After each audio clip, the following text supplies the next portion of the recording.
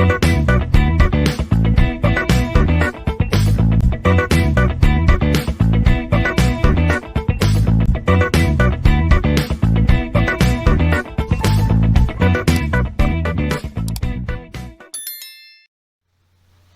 everyone, in the present session I'll explain storage provisioning.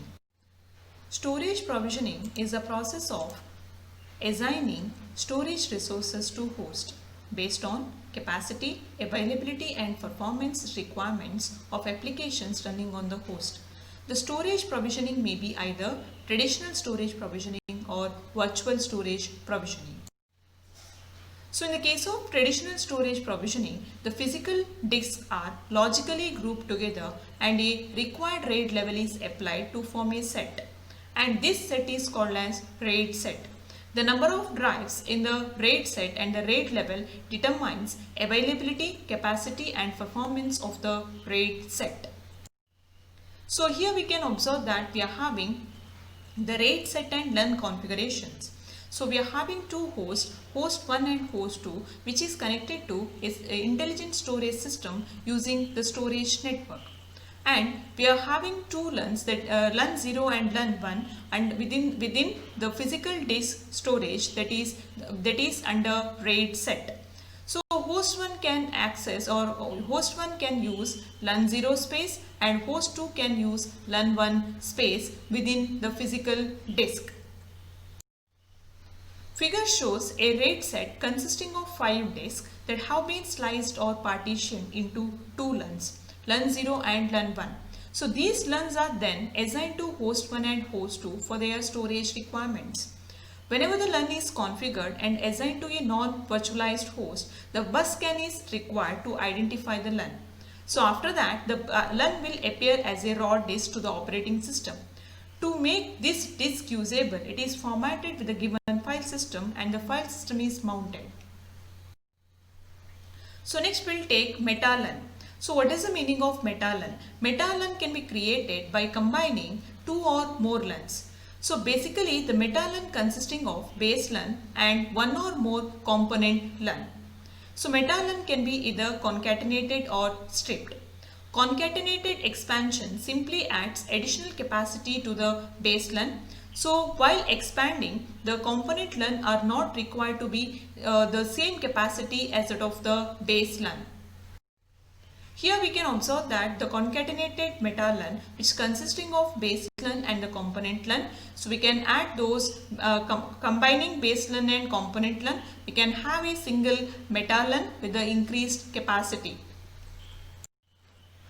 All LUNs in a concatenated MetaLUN must be either protected by means of parity or mirroring or unprotected, that means RAID 0. RAID types within a MetaLUN can be mixed. For example, a RAID 10, that is nested RAID LUN, can be concatenated with RAID 5 LUN. However, while considering RAID 0 LUN, so it can be concatenated only with RAID 0. Concatenated expansion is quick but does not provide any performance benefits. So here we can observe that we are having the stripped MetaLUN. So we are having a base LUN as well as the component LUN. Here we can notice that the stripped MetaLUN within the entire HDD. So next we'll take virtual storage provisioning. Virtual storage provisioning enables creating and presenting a LUN with more capacity than is physically allocated to it on the storage array. So in the case of virtual storage provisioning, which will improve or which will enhance the actual capacity of the storage.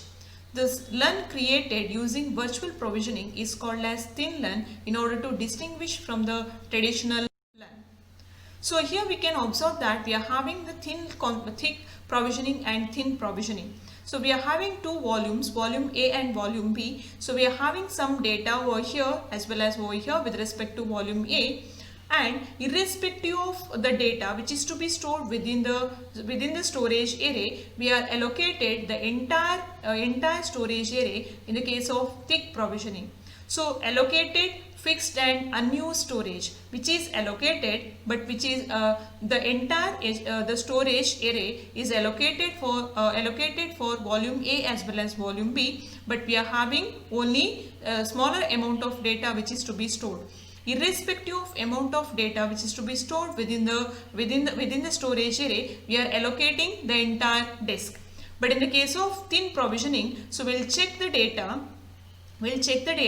So for volume A, this is the actual space needed, and for volume B, this will be the actual space needed within the storage array. And whatever the data which is to be stored within the storage array will allocate the respective storage capacity within the storage array. So other informations or other space will be available, and which is unreserved storage. So that will be considered only with respect to thin provisioning. So here we can observe that in the case of traditional provisioning, irrespective of data which is to be stored, that is LUN 1, the data stored is around 100 GB, LUN 2 50 GB, LUN 3 200 GB. Irrespective of data which is to be stored, but we are allocating the entire LUN. So we can say that out of 500 GB, only 100 GB of data is available, but we are allocating extra 400 GB, but which is not used.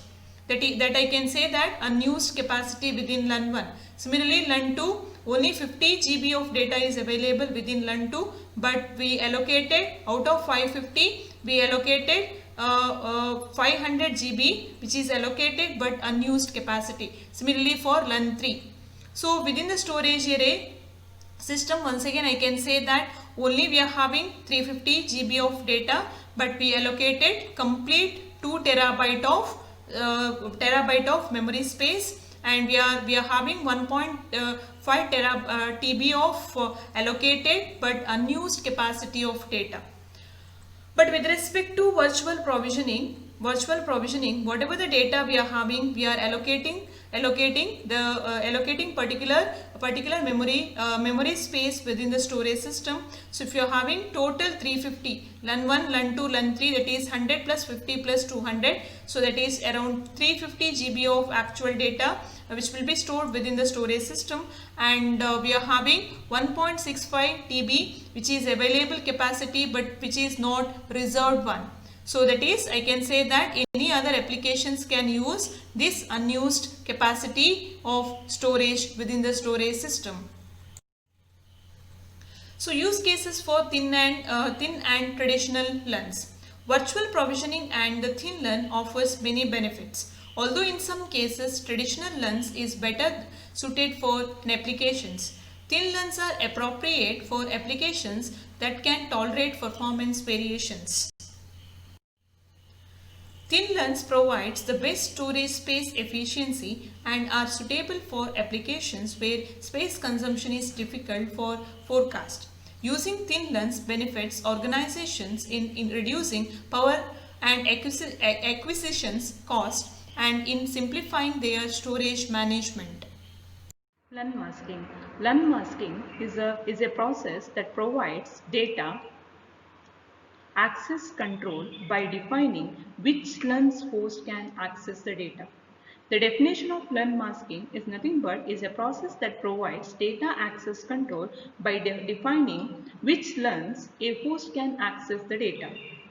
So LUN masking function is typically implemented at the front-end controller. This ensures that volume access by servers is controlled appropriately, preventing unauthorized or accidental use in a distributed environment. As you can see in our configuration, the ACL, that means access control list for controller 1, says that HBA A1 has access to LUN 1 and LUN 2, and HBA B1 has access to LUN 3. So here we can observe that the controller, with respect to controller C1, HBA A1 has access to LUN 1 as well as LUN 2. HBA B1 of host B has access to LUN 3. Then the ACL for controller 2 says that HBA A2 has access to LUN1 and LUN2, and that HBA-B2 has access to LUN3. To simplify, host A has access to LUNs 1 and 2 and host B has access to LUN3. So here we can observe that with respect to controller C2, the HBA-A2 can access LUN1 and LUN2, as well as the HBA-B2 of host B can access LUN3. So we can conclude here that host A has access to LUN1 as well as LUN2, and host B can access only LUN3.